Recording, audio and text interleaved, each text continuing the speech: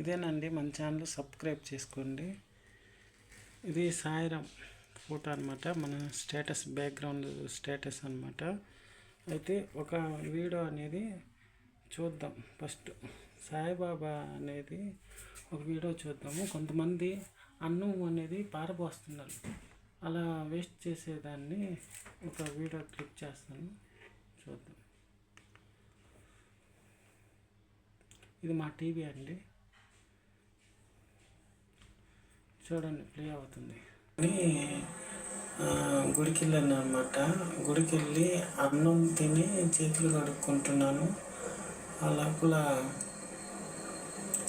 అన్నం ప్లేట్ వేద్దామని పోయా.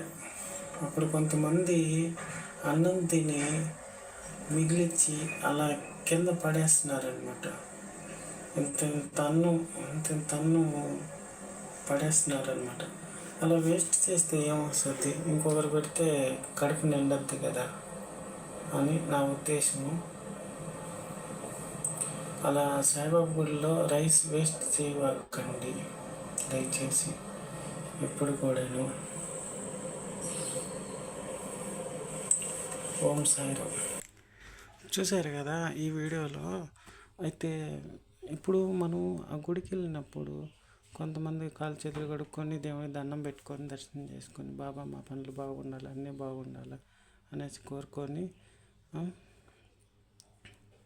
అన్ని కోరికలు కోరుకొని పాపం ఏదో ఒకటి, చాలామంది ఏదో ఒకటి ఇస్తుంటారు, డొనేట్ చేస్తూ ఉంటారు. అది లేని వాళ్ళు పాపము ఇబ్బందులు పడకుండా అందరికీ అన్నదానం చేస్తుంటారు. అన్నం పరబ్రహ్మ స్వరూపం కాదండి.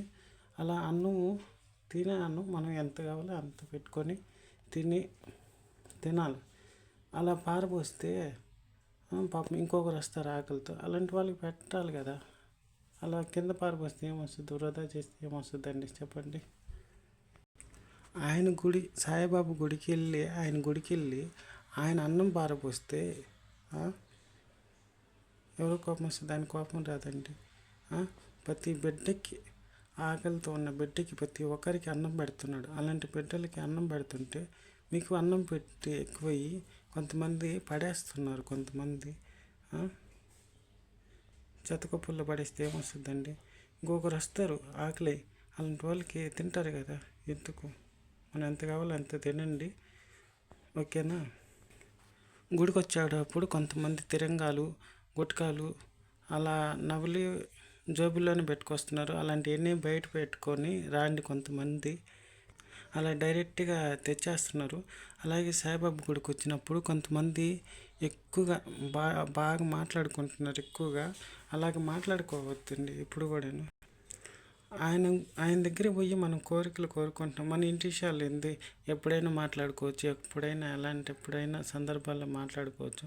అన్నదాన కార్యక్రమంలో మనం ఎప్పుడైనా సరే నిశ్శబ్దంగా ఉండండి. కొంచెం అర్థమవుతుంది.